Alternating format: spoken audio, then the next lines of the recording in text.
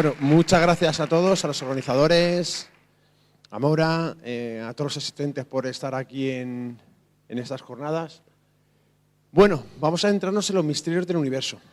Vamos a hablar de ciencia, vamos a hablar de física. No os preocupéis, tengo paracetamol para todos, por si os explota la cabeza. Y nos vamos a adentrar pues, en algo que para mí es primordial. Al final, no solamente se buscan respuestas y hay misterios en los temas que ha tratado, por ejemplo, de la conciencia Iñaki. En el universo también los científicos se preguntan muchas cosas y muchas de las cosas que suceden en nuestro universo siguen siendo un misterio.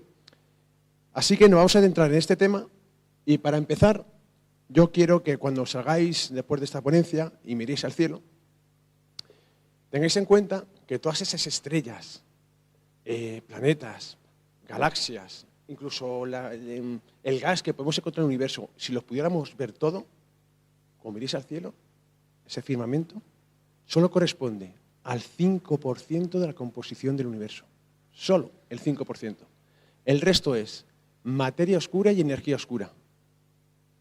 No sabemos lo que es un gran misterio. Pero para conocer por qué es un misterio, nos vamos a centrar en estos dos misterios, por valga la redundancia, que es la materia oscura y la energía oscura. Para empezar, la materia oscura. Esto todo surge en 1933, cuando un físico llamado Wilkie empezó a analizar ciertos cúmulos de galaxias y encontró que la gravedad y la fuerza de la gravedad que hacían esos cúmulos de galaxias parecía que no correspondían con la luz emitida. Es decir, nosotros recibimos la información del universo de dos formas. Hay 4 fuerzas fundamentales, que es la nuclear débil, la nuclear fuerte, el electromagnetismo y la gravedad.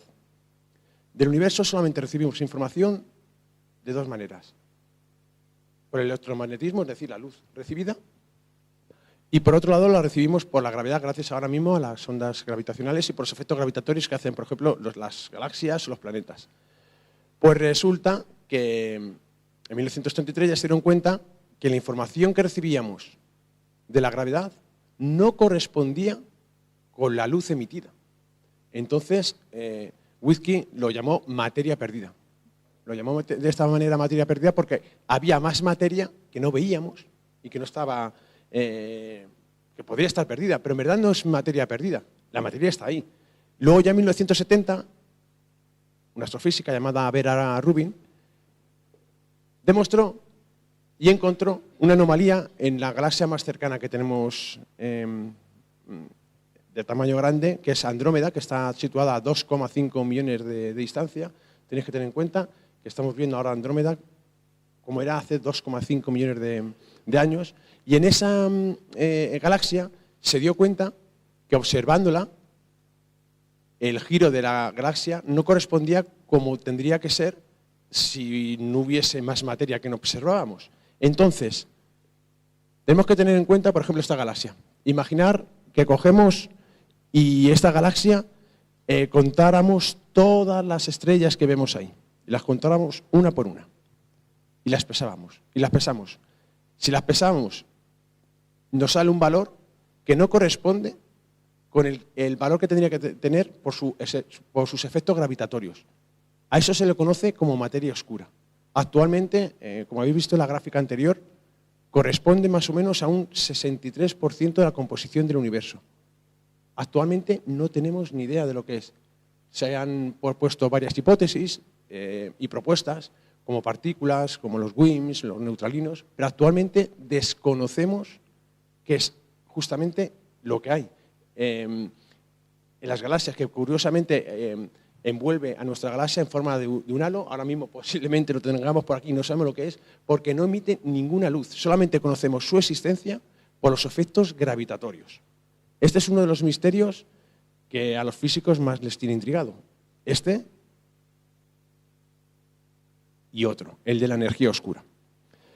Esto, para entender el tema de la energía oscura, yo creo que hay que primero analizar cómo se descubre.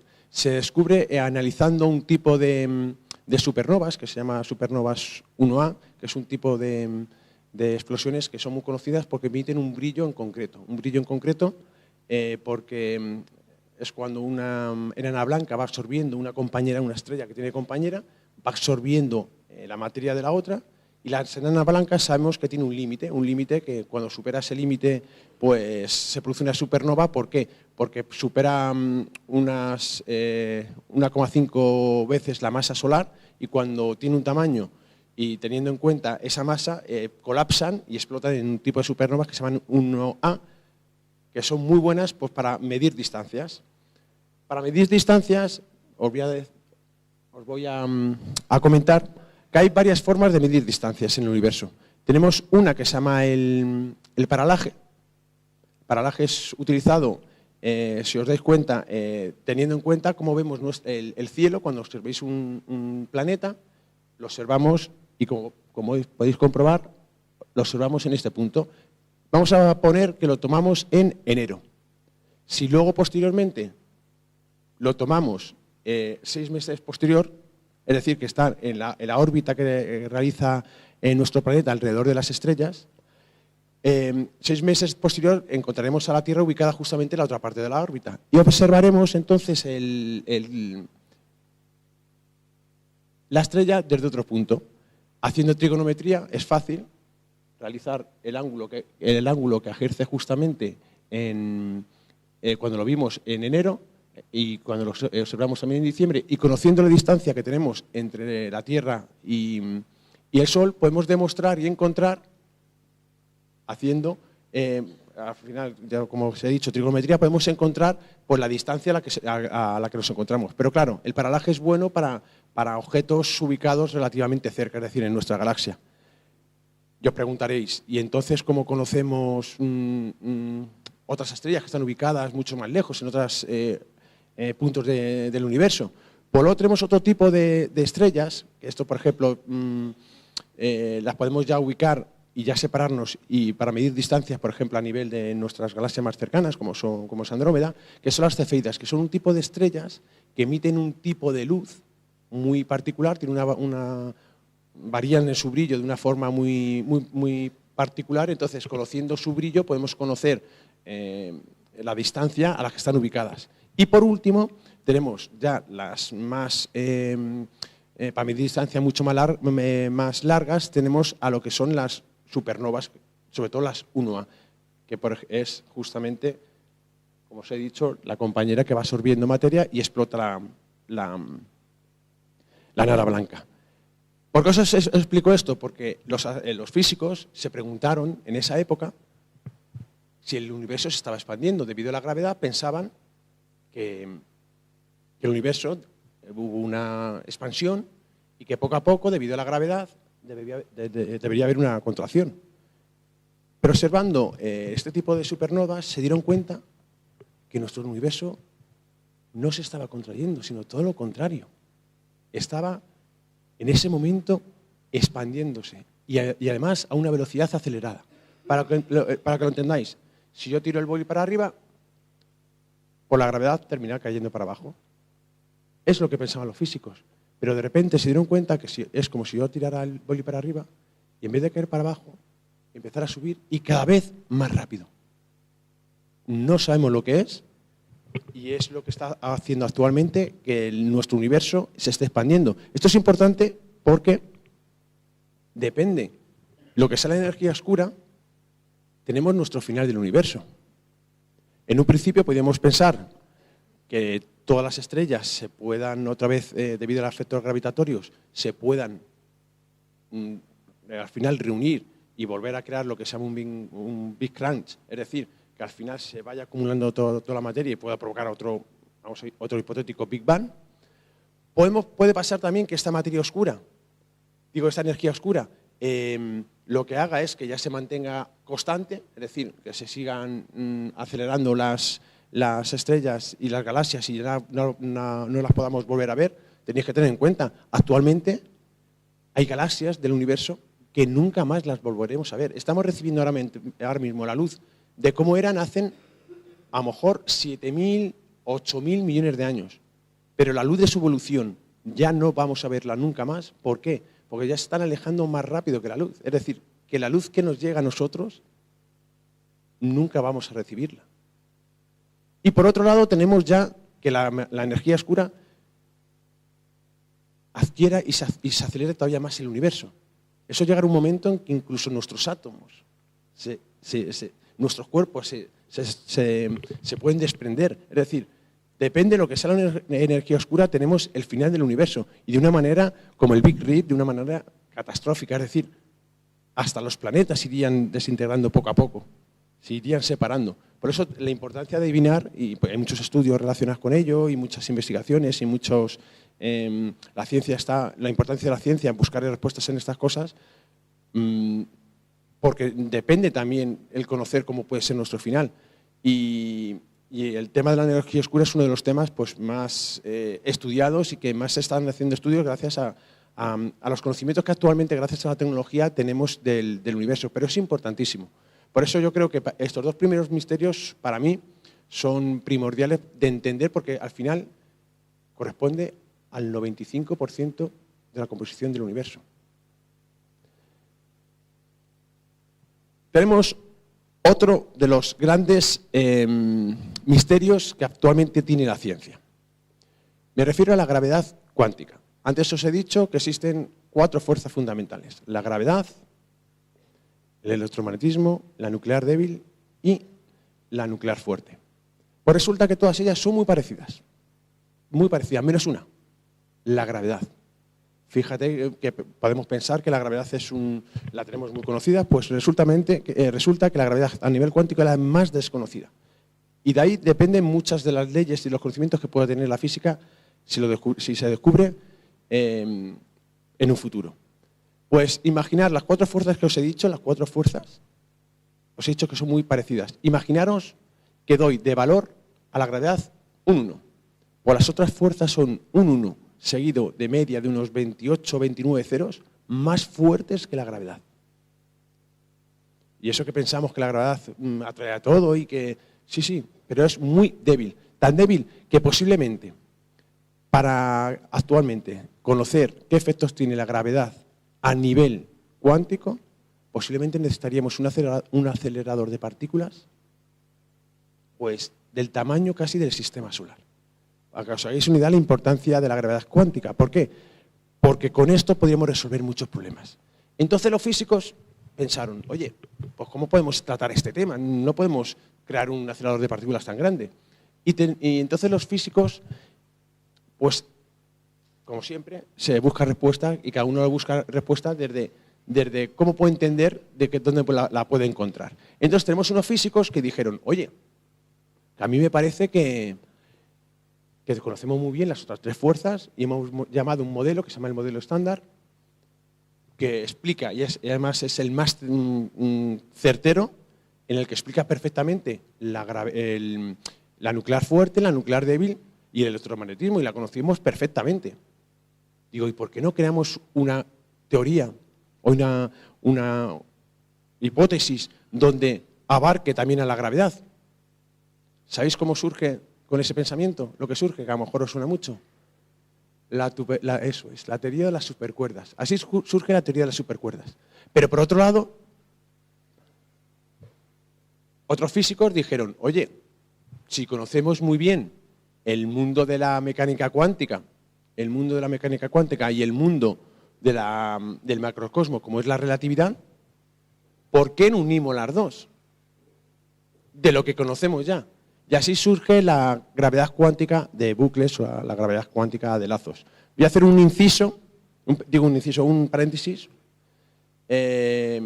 para explicar que muchas veces en el mundo del misterio, o cuando se trata de temas relacionados con el mundo que tratamos en estas jornadas, siempre se suele utilizar mucho el mundo cuántico, el nombre de cuántico.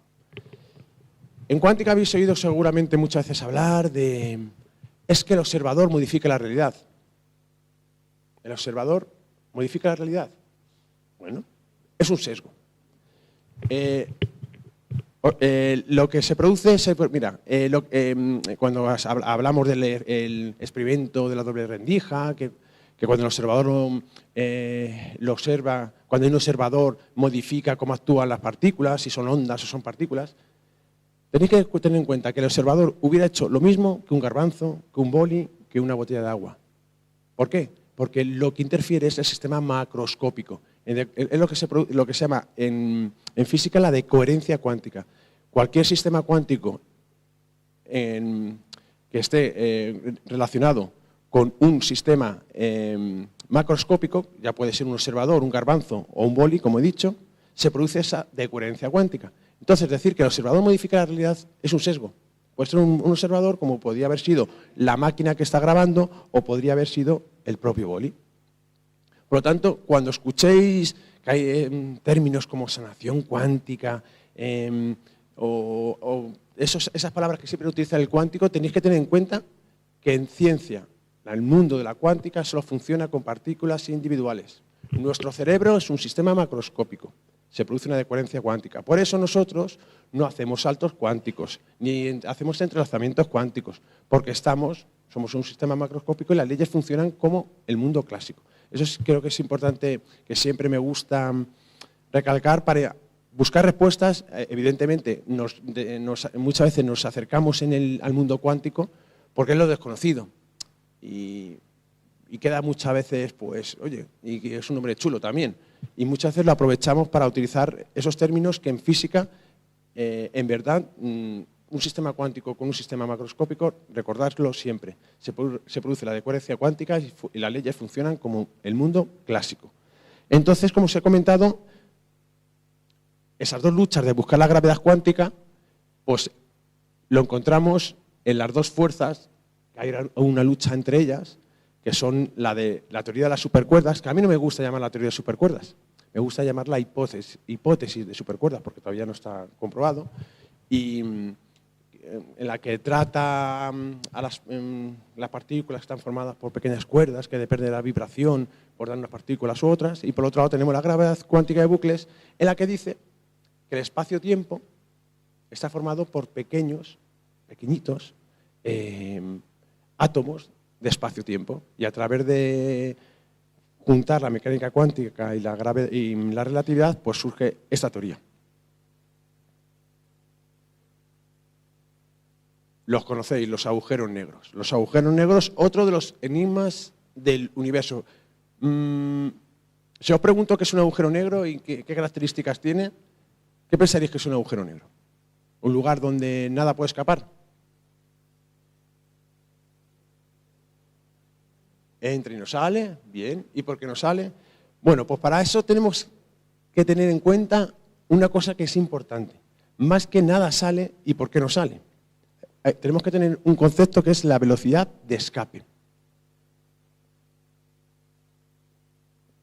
Por ejemplo, la velocidad de escape, la velocidad que necesita cualquier cuerpo para salir de un cuerpo, por ejemplo, como la Tierra, es la velocidad necesaria para salir de ese objeto. Por ejemplo, para salir de Mercurio necesitaríamos 4,25 km por segundo. De la Tierra, si yo ahora mismo tirara este puntero a la velocidad de 11,2 km por segundo, saldría de nuestra órbita. Es la velocidad que se necesita para salir. A menos velocidad el objeto terminaría cayendo. Cuando veis los cohetes que salen al espacio, no es que salgan a esa velocidad.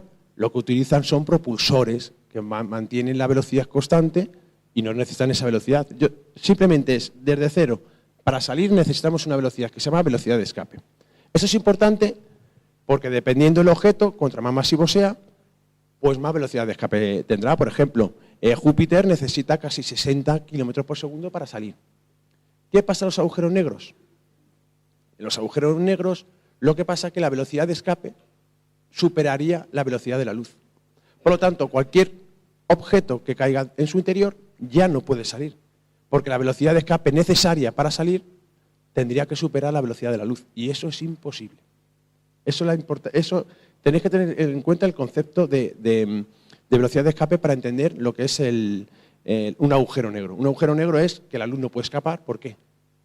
porque no puede salir. Su velocidad de escape supera la necesaria para poder salir. Y luego hemos hablado de esa velocidad de escape, pero si yo os comento que hay un término que se dice ausencia de pelo del agujero negro, de pelo del agujero negro, eso significa que cuando un objeto cae, vamos a poner la silla, nosotros, un planeta, cualquier cosita, solo hay 3 cosas que se conservan. Solo se conservan 3 cosas en un agujero negro que entra, que es su masa, la carga, nosotros no estamos cargados, una persona no está cargada eléctricamente, y su momento angular.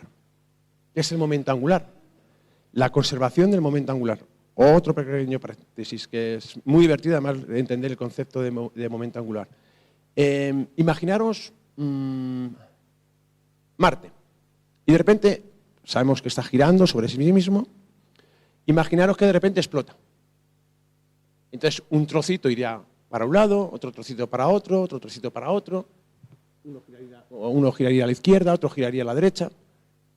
Con la conservación del momento angular quiere decir que si sumáramos y cogiéramos todos los trocitos, tendría que dar exactamente la suma, hiciéramos los cálculos, exactamente el giro que tenía inicialmente ese planeta. En un agujero negro se conserva esos 3 momentos, tanto el momento angular como la carga y la masa. Un ejemplo para el momento angular para que lo entendáis mejor. ¿Habéis visto alguna vez esos patinajes artísticos o sobre hielo que hacen en algunos campeonatos, ahora en invierno, que por cierto lo vamos a ver algunos, y cuando está girando sobre sí misma la patinadora y de repente se encoge y de repente gira más rápida? Eso es conservación del momento angular. Un ejemplo también de conservación del momento angular tenemos la relación conservación-momento angular que tenemos entre la Tierra y la Luna. Para conservar ese momento angular, según se va separando nuestro satélite de la Luna, nuestro planeta gira más lento. Antiguamente la Luna estaba más cerca y los días eran más cortos porque nuestro planeta giraba más rápido.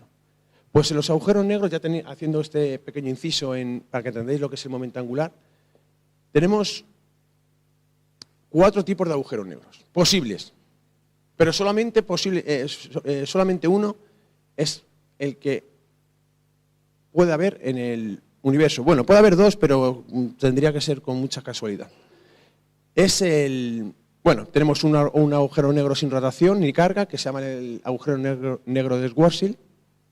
¿Este agujero negro es posible en el universo? Sí, pero se tienen que dar las características justas para que un objeto que entre girando con un momento angular anula al otro, es decir, que es prácticamente imposible.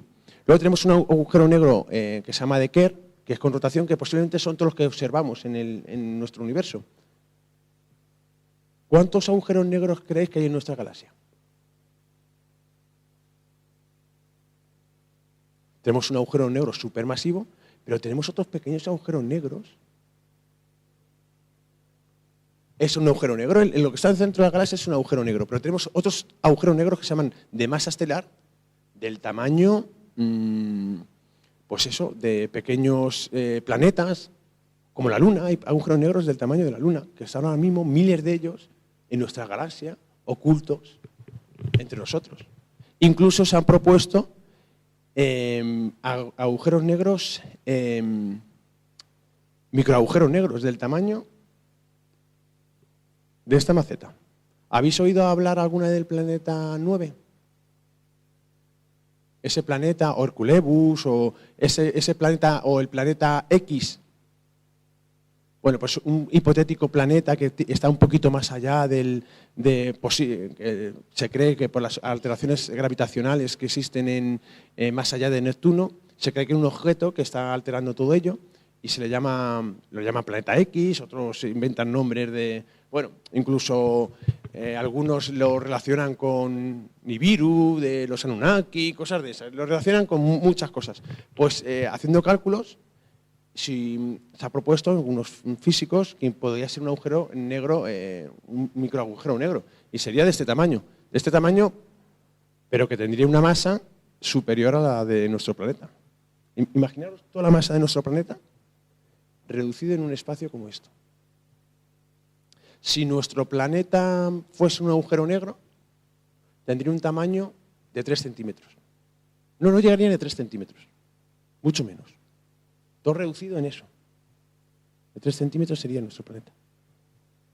Para que os hagáis en cuenta por qué se llaman agujeros negros, porque dependiendo la masa y el tamaño, influye la velocidad de escape.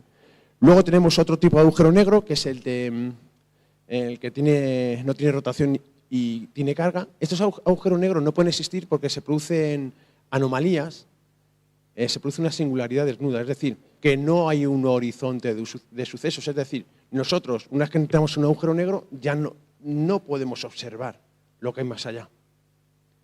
Ya no podemos, el tiempo se paraliza y no podemos ver su interior. En estos tipos de agujeros negros se produce una anomalía que se llama singularidad desnuda y en este caso, por lo tanto, no son posibles porque irían en contra de lo que conocemos, irían en contra de la teoría de la relatividad. Y luego tenemos otro tipo de agujeros negros que son con rotación y carga, que también producen anomalías y que tampoco existen. Por lo tanto, posiblemente el agujero negro que observéis siempre se va a llamar, es el de Kerr. Y es un agujero negro que tiene una peculiaridad, tiene una ergosfera en el que se pueden dar unas circunstancias donde sí se puede salir, debido a la energía cinética. Pero no me voy a meter mucho en este tema porque también es un poquito más complicado. Luego os pregunto, otro de los misterios del universo. ¿Existe el tiempo? ¿Quién cree que existe el tiempo y quién cree que no existe el tiempo?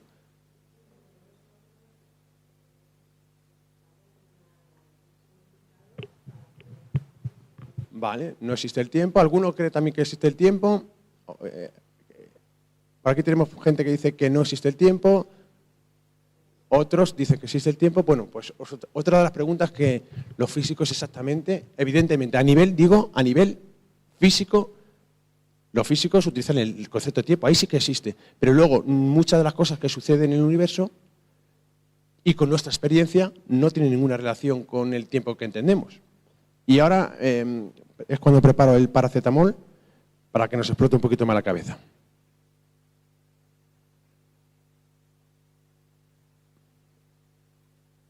Esta, la torre, es una torre que hay en Japón. Si yo os digo que el tiempo pasa diferente a los que viven, los que estuviesen en la parte alta de la torre, que los que están justamente en la calle. Si yo os digo que los que están justamente en lo alto de la torre envejecen más rápido que los que están ahora mismo en la calle, pues eso no lo digo yo, y que es una locura mía. Eso lo dice un señor llamado Einstein, que con dos teorías, la teoría de la relatividad general y especial, se dio cuenta que el tiempo es diferente para cada observador. Y el tiempo transcurre de forma diferente para cada observador. ¿Qué quiere decir esto? Que la velocidad a la que tú vayas influye en el concepto de tiempo. Si vamos en un avión, el tiempo pasa más despacio que los que no están en un avión. Pues han hecho estudios con relojes atómicos y en este caso, en esta torre de Japón que se llama Skytree, pues el tiempo pasa más rápido en lo alto de la torre que en la calle, unos 4 nanosegundos al día. Es decir, que está arriba envejece 4 nanosegundos más rápido que el que está abajo. El tiempo, el concepto de tiempo que está ocurriendo allí justamente es totalmente distinto. El motivo. La relatividad general dice que la velocidad influye, os he dicho, en el concepto de tiempo. Si vamos mucho más rápido, el tiempo pasa más despacio. Pero la relatividad general lo que dice que cuando estás en un cuerpo, cuanto más masivo sea, el tiempo pasa diferente. En este caso, el cuerpo es el mismo, la Tierra, pero está más cerca del punto central del centro de la gravedad. Por lo tanto, el concepto no es lo mismo el que está arriba que en este caso que el que está abajo, simplemente por el motivo de cómo está ejerciendo la gravedad con él. Entonces, este factor tan importante hace que el tiempo sea diferente para unos y para otros, incluso para los que van a las misiones espaciales. Hay un ejemplo con unos famosos gemelos, que fueron, uno se quedó en tierra y otro estuvo un año y medio, creo, en la Estación Internacional. Tenemos bastantes casos que pueden explicar esto. Es más, si yo os digo que nuestros GPS, si no tuvieran en cuenta estos datos, ¿no nos ubicarían? Nuestros GPS, cuando queremos ir de un punto a otro, de un pueblo a otro, yo ahora que estoy en Toledo, cuando yo quiera ir a Toledo, pues volverá a coger mi GPS, que me ubicará y me llevará por la carretera. Pues esos satélites que me ubican a mí y que me están señalando por dónde voy, pues resulta que tienen en cuenta justamente la relatividad general y especial. Estos datos que os estoy dando. Y si no los tuvieran y no los modificaran teniendo en cuenta estos valores,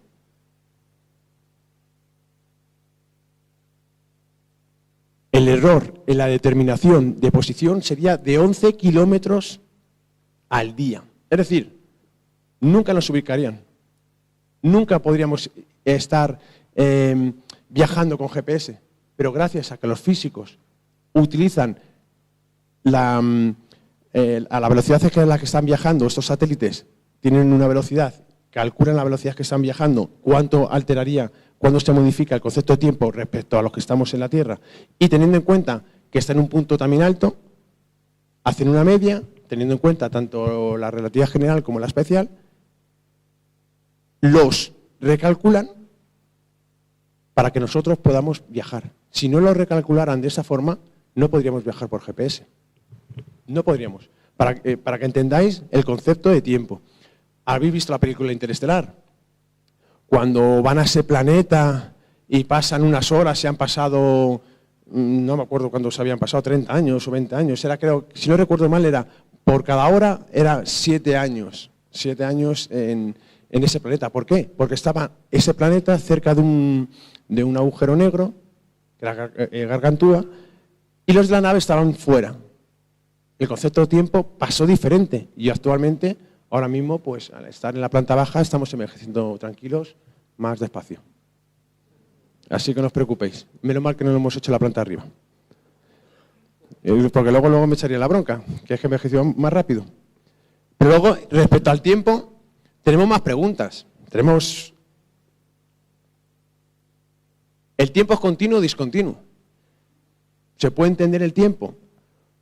Porque el tiempo tiene una flecha. La flecha del tiempo siempre parece que va del pasado al presente. Pero si yo os digo que también Einstein se dio cuenta de algo muy curioso, que el tejido espacio-tiempo en la época de Newton solamente había el concepto de espacio-tiempo no existía y todo tenía un orden. Los sucesos pues seguían como decía Newton. Iban hacia adelante, eran procesos que iban hacia adelante, es decir, de un pasado a un futuro. Pero claro, Einstein con la relatividad general se da cuenta y lo demuestra que hay un tejido en nuestro universo que se llama el tejido espaciotemporal, donde hay 3 dimensiones espaciales y una temporal. Y todo está unido, todo forma un conjunto. ¿Qué quiere decir eso? También preparamos el paracetamol. Que tanto presente, pasado y futuro ya está escrito en ese tejido espaciotemporal. Simplemente nosotros como observadores solo observamos el momento, el ahora. Pero ahora mismo estamos observando, por ejemplo, Andrómeda como observadores desde la Tierra con 2,5 millones de años de diferencia. Pero por la misma forma, el futuro ya está escrito. Lo que pasa es que nuestro cerebro es como si nuestro cerebro solamente está preparado para observar el ahora, para entender el ahora, pero todo esto como si ya estuviese escrito. Entonces, haciendo ese inciso, el tiempo es continuo o discontinuo. Puede ser continuo. Vosotros cuando veis una película está formada por fotogramas. Si lo paramos, vamos a ver pequeñas fotogramas que unen lo que es el film, la película, y hace que según va reproduciéndose, vemos que se está provocando, pues eso, lo que estamos viendo. La película tiene unos sucesos, pero también se está planteando, por ejemplo, la gravedad cuántica de Lazos, la que lo propone, que el tiempo puede ser discontinuo.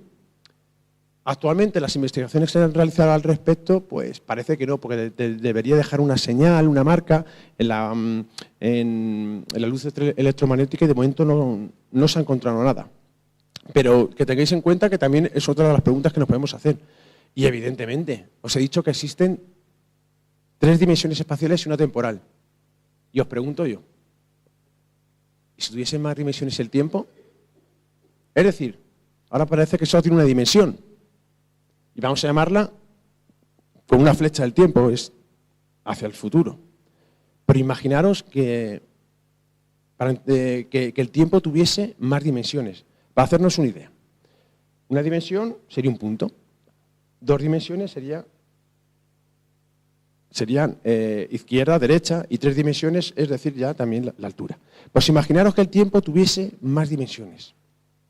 Eso provocaría muchas de las posibilidades que baraja si tuviese más dimensiones, por ejemplo, la existencia de mundos paralelos. Otros mundos, otros universos donde estamos viviendo otro momento. Eso es lo que también podría provocar esto de las dimensiones del tiempo. Se producen muchas paradojas, posiblemente no exista, pero sí que hay una modificación de la teoría de las supercuerdas, que se llama la teoría 2T, que no directamente, pero sí que plantea esa dimensión más en el tiempo. Es decir, que también se está tratando, vamos a llamarlo de momento como anécdota matemática, pero es posible que el tiempo también pueda tener sus propias dimensiones. Seguimos con misterios. La vida. La vida, mira, esta es una ecuación que modifiqué, conocí la ecuación de Drake, la famosa ecuación de Drake, que hizo Frank Drake en 1961, relacionada con la posibilidad, él hizo una fórmula para saber o estimar cuántas seres inteligentes podría haber podríamos contactar con ellos. Hizo una fórmula en los años 60 y yo la modifiqué añadiendo unos factores nuevos. Por ejemplo, añadir la posibilidad de más dimensiones o si existiese más universos y también valoro otras posibilidades. Pero antes os quiero hacer una pregunta. ¿Alguien me puede definir qué es la vida? ¿Qué es la vida? Nadie ha sido capaz de definir qué es la vida. En el colegio nos enseñaban que la vida es toda aquella que nace, crece, se reproduce y muere. Los cristales también lo hacen. Los cristales nacen cuando se crea el planeta, crecen, se van reproduciendo y cuando termina nuestro planeta, posiblemente dentro de 5.000 millones de años, cuando sea absorbido por el Sol, también morirán. Entonces esta definición no vale. Y os hago otra pregunta. ¿Podríamos considerar vida la inteligencia artificial? Si son capaces de tener conciencia. Son muchas preguntas que te puedes plantear en el término de la vida que hace que la definición de vida hoy por hoy no tenga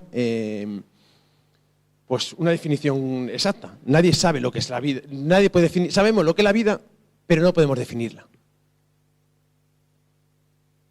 Bueno, pero sí que tenemos que es importante tener varios factores de la vida. Sí que nos hemos dado cuenta que se necesitan unas características. Necesitamos para que exista vida se necesita un esqueleto molecular.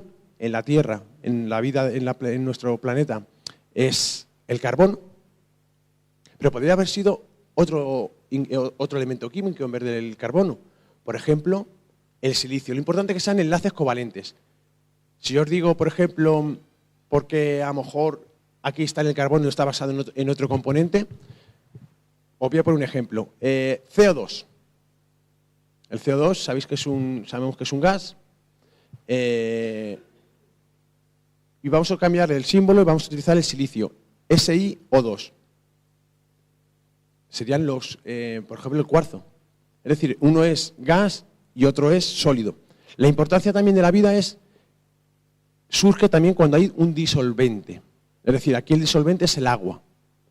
¿Por qué? Porque nos hemos dado cuenta que la vida no surge en lugares gaseosos o en circunstancias gaseosas porque las partículas están muy separadas y tienen poco contacto para producir esas capacidades físicas y químicas que produzca la vida. Y en un estado sólido son demasiado lentas, entonces el medio idóneo siempre es el disolvente, que está en estado líquido. Nuestro planeta es el agua, pero en otros planetas podría ser el etano o el metano, por ejemplo en Titán. Pero para que esté en estado líquido tiene que estar a temperaturas bajo cero. Es decir, dependiendo del disolvente, se pueden producir reacciones químicas muy importantes. Y luego otra importancia que tenemos para que exista vida es la existencia de planetas rocosos. Los planetas rocosos es importante, entonces, para analizar la existencia de vida y sobre todo inteligente, tenemos que tener en cuenta cuándo surgen los primeros planetas rocosos. Y surgieron hace 7.200 millones de años. Por lo tanto, 7.200 millones de años. Por lo tanto, cuando muchas veces recibimos información de que en el universo se ha encontrado una señal, ¿habéis oído hablar de los estallidos rápidos de radio? Que dicen que son los estallidos que pueden proceder que son señales alienígenas y que nos están mandando. Ya os digo que no, porque muchos proceden de una época donde en el universo no existían planetas rocosos. Y por lo tanto, si no existen planetas rocosos, no puede existir la vida tal y como la conocemos. Importante, la vida tal y como la conocemos. Los elementos químicos pesados, en nosotros, cuando nace el universo, solo existían dos elementos químicos. Existía el hidrógeno y el helio. Y os preguntaréis, ¿y cómo surgen el resto de los elementos químicos? Pues el resto de los elementos químicos surgen a través de la fusión termonuclear que se produce en las propias estrellas, que cuando explotan esparcen ese material por el universo. Hasta el hierro. Todos lleváis posiblemente un anillo de oro. ¿Cómo surge por ejemplo, ese elemento químico? Ahí ya no surge de la fusión en estrellas. Ahí surge de la muerte de dos estrellas que se convirtieron en estrellas de neutrones, y esas estrellas de neutrones tuvieron que chocar para producir esos elementos químicos más pesados. Por lo tanto, que sepáis que los que lleváis anillo ahora mismo de oro es debido posiblemente a la colisión de dos estrellas de neutrones. Y luego, ya para ir terminando estos de los misterios, uno de ellos que me gusta mucho es la metastabilidad del campo de Higgs. No es un insulto, no os estoy insultando, es un término que se llama así. Y para entender el campo de Higgs y explicarlo y entenderlo de una manera un poco sencilla, imaginar un océano, ¿vale? Totalmente un océano que no hay nada, simplemente agua. Cada partícula va pasando por ese campo de Higgs, que hemos dicho que es ese océano, y depende de cómo interactúe con ese campo, da masa a esas partículas. Por ejemplo, un quark interactúa mucho y por lo tanto tiene una masa. Por ejemplo, el electrón interactúa menos y tiene una masa pues, más liviana. Y el fotón pues no interactúa nada con ese con ese campo, y por lo tanto no tiene masa. ¿Y qué significa metastabilidad? Todo sistema tiende al de menor energía. Si yo te cojo este bolígrafo y lo tiro al suelo, su menor energía, ¿dónde estará? En el suelo. Pero nuestro universo está en un estado metastable. ¿Qué significa eso? Que este campo, que es el que da las partículas que ahora mismo hace que cada uno de nosotros estemos unidos y que formemos un ser humano, o un animal, o una mesa, es porque esas partículas tienen un valor, una masa que ha permitido que se hayan unido. Pues resulta que ese campo de Higgs está en un estado metastable. ¿Qué quiere decir eso? Ese campo de Higgs es como si estuviese ahora mismo en la mesa. Está estable en la mesa. Pero sabemos que en cualquier momento puede caer al suelo. ¿Qué significaría eso? Que los valores numéricos de cada partícula cambiarían. Y eso provocaría en cualquier momento, y eso puede pasar ahora mismo, que nos esfumemos. De repente nos esfumaríamos. Desapareceríamos nosotros, desaparecería el universo. Y eso, actualmente, sabemos que nuestro universo está en un estado metastable. Pueden pasar dos cosas. Una, que estemos equivocados en los datos. O dos, que esto pueda ocurrir en cualquier momento. Porque podría ocurrir porque tiene, por ejemplo, en la física cuántica, tenemos un efecto, una de las características es el efecto túnel, que es que este boli, que lo tenía aquí antes puesto, puede ir directamente al suelo sin necesidad de empujarlo, dicho de una manera sencilla. Y esto podría ocurrir en cualquier momento. Ya Stephen Hawking decían que podía crear una burbuja que se iría expandiendo y iría destruyendo todo. Yo lo llamo el botón del apagado del universo. Y eso podría ocurrir ahora mismo. Espero que no, para que podamos hacer la ruta y escuchemos la intervención de Jonathan y José.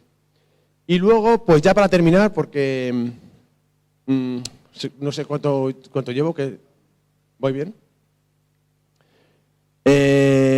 Os voy a proponer, nos hemos dedicado a escuchar psicofonías. Entonces, quiero un voluntario que quiera salir y son cuatro sonidos que os voy a poner del universo, para que escuchéis nuestro universo. Tenéis que tener en cuenta, antes de empezar, que el sonido necesita de un medio para propagarse. Sin medio, no hay sonido, ¿vale? Por ejemplo, esta intervención, si lo hubiera hecho en Marte y yo pudiese respirar allí, mi sonido sería mucho más débil.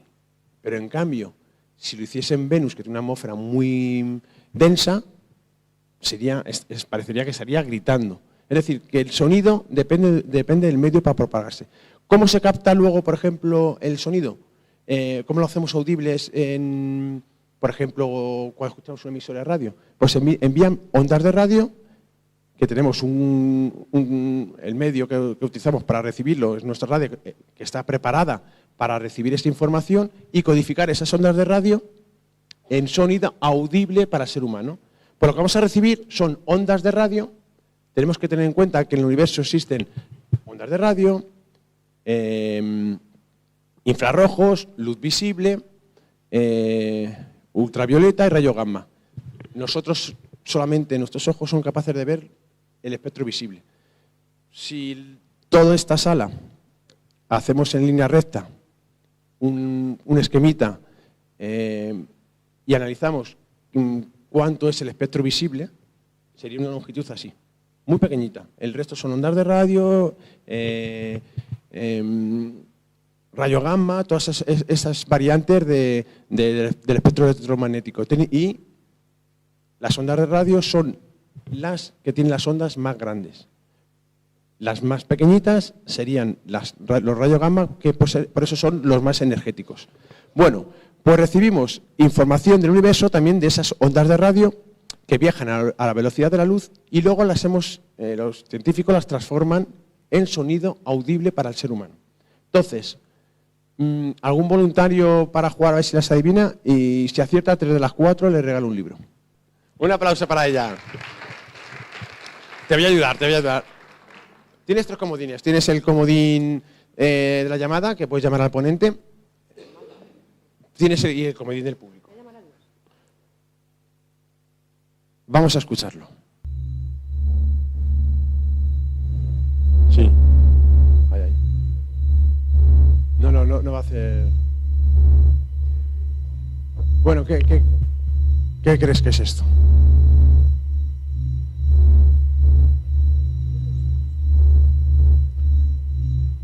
Pues así suena nuestro sol.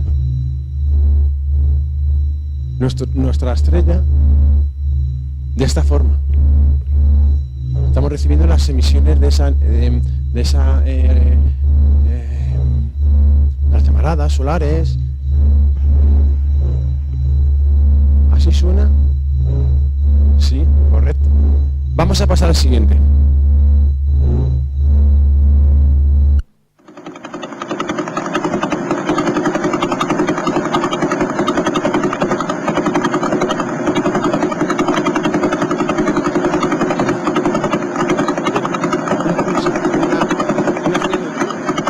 Pues esto es una estrella de neutrones. ¿Por qué suena así? Ese ruido que suena, que parece una locomotora, es que está girando sobre sí misma. Igual que en nuestro planeta gira, pues esta estrella de neutrones gira muy rápido y lo que suena es justamente cuando llega esas ondas de radio, cuando llegan a nuestro planeta, al estar girando ese eje, lo que suena, como hemos visto, imaginaros cómo está sonando, cómo está girando. Imaginaros la un helicóptero y hemos encontrado, se han encontrado incluso Pulsar que gira mucho más rápido y no he querido traer ninguno de ellos porque el sonido no es muy llamativo para ponerlo aquí, pero suena como continuo.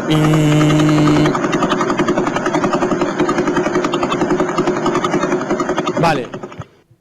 Una estrella de neutrones es una estrella que en un principio había sido una estrella parecida a nuestro Sol, pero mucho más grande, y que debido a que ha ido acabando su combustible nuclear, ha llegado un momento en que, porque tenéis que tener en cuenta que en una estrella hay una lucha entre dos factores. Uno es la gravedad y otra es las reacciones termonucleares que hace. La gravedad hace que la estrella se contraiga, pero por otro lado la otra lucha es la que genera con la energía termonuclear que hace expanderla. ¿Qué pasa? Las estrellas, como nuestro Sol, tienen un equilibrio y al tener ese equilibrio pues se mantienen estables. Pero cuando acaba ese combustible nuclear, la gravedad vence y colapsan y explotan. Aquellas estrellas que tienen demasiada masa. Cuando una estrella explota pueden pasar varias cosas, se produce una supernova. Nuestro Sol nunca va a explotar, que lo sepáis, porque no tiene suficiente masa para que se produzca ese colapso, se convertirá en una enana blanca. Pero las estrellas más masivas lo que hacen es colapsan y explotan. Lo que queda de esa explosión, ese remanente, uno de los remanentes es esto, lo que hemos escuchado, una estrella de neutrones. Y estrellas más masivas que, por ejemplo, esa, cuando explotan, lo que queda es un agujero negro, que son las estrellas muy masivas. Vamos a escuchar otro sonido.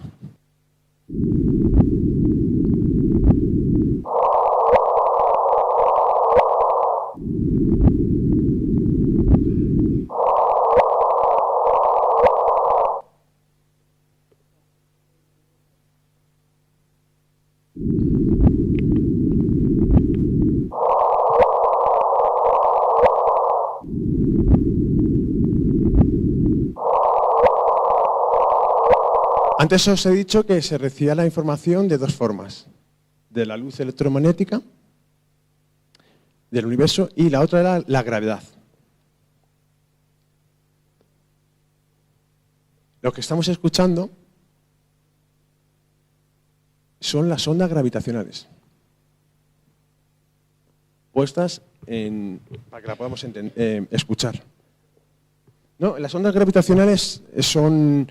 hemos dicho que el tejido espaciotemporal es como un tejido que es elástico, depende la masa de los cuerpos para formando ese tejido espaciotemporal. Pues cuando se producen grandes eventos, producen que esas vibraciones en ese tejido espaciotemporal, que son las ondas gravitacionales. Y ya para terminar, os voy a poner el último sonido.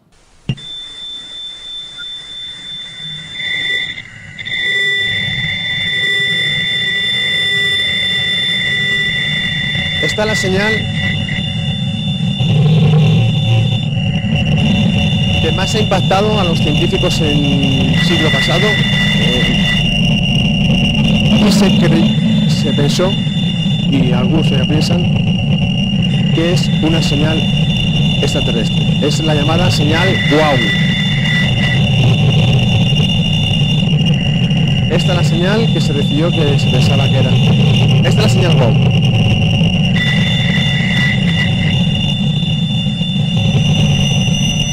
Así que, como podéis escuchar, vamos a escucharlo.